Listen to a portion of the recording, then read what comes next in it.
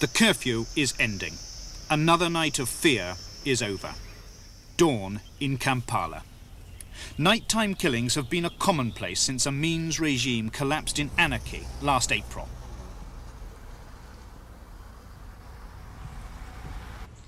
In in 1970, end of 78, beginning of early 79, I was given a job working in East Africa as a regional development manager, which was based in Nairobi, but for which I had to continually travel and manage what was going on in about 10 different countries. One of those countries was Uganda. Uganda had been ruled for some years by someone who was an extremely cruel and vicious man, Idi Amin, and lots of stories and actual real news about the dreadful things he did, which I don't need to go into in detail, but he was a very much hated and feared dictator. On the fire, I will tell you this. You just wait after 3 months. What will you do to them? Okay, you will see.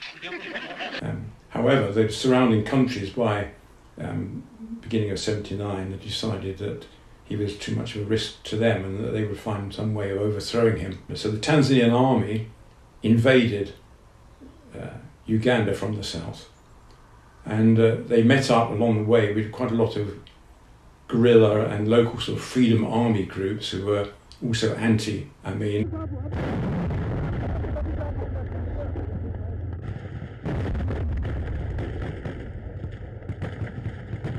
So this meant that travelling could be quite exciting because you never knew who you were going to meet around the corner. You knew there were going to be roadblocks and you were going to run into groups of armed people, but you didn't know whether they were going to be Tanzanian army or Tanzanian police or Uganda army or any of the local guerrilla groups or any of these sort of free-ranging bandit groups.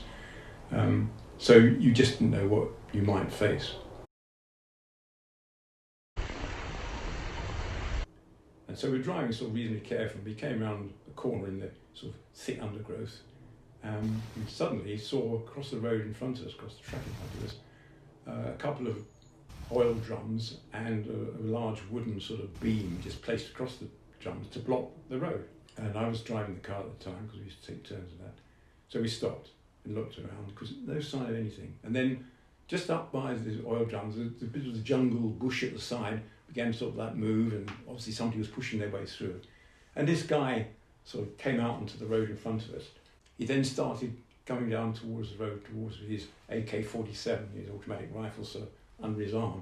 And then I realised that he was obviously pretty drunk because he was staggering around the place. He got a bottle in one hand and his AK-47 rifle in the other, and was basically heading in a rather zigzag way towards our car. Just banged the muzzle of his rifle down on the glass of the door, open window, and could see his eyes all sort of red and bloodshot, and he just said, "Where are you going?"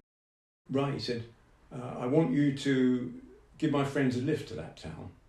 And we obviously wouldn't argue with a guy standing there with his rifle, safety catch off, so his finger on the trigger, and his finger a bit shaky from the effects of the drink.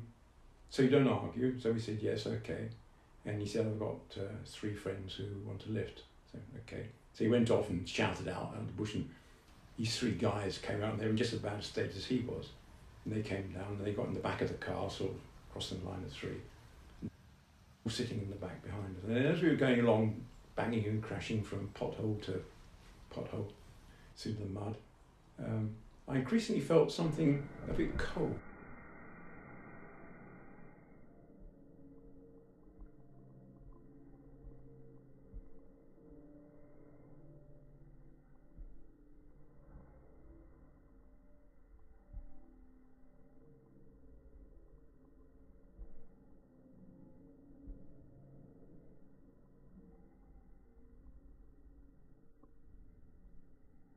Pressing more and more, and he was bouncing up and down, and I sort of looked round and I realised that the guy behind me had fallen asleep, or into a sort of drunken state of sleep, and his finger was still on the trigger of his hand, and he had been holding the gun up like that, pointing towards the roof, but as he gradually was going to sleep, it was sort of coming down, and gradually, it then was pressing against the back of my head, slowly sort of slipping down towards my neck, and I realised that this was a a very tricky situation to be in, with somebody, his finger on the trigger, no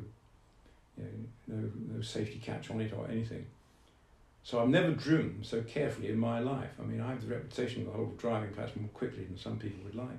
But on this occasion, I was absolutely perfect in every way. I avoided every hole, or if I found when I slowed right down, anything to avoid suddenly jarring the car, so this guy's finger would go on the trigger and that would be it. The curfew is ending. Another night of fear is over.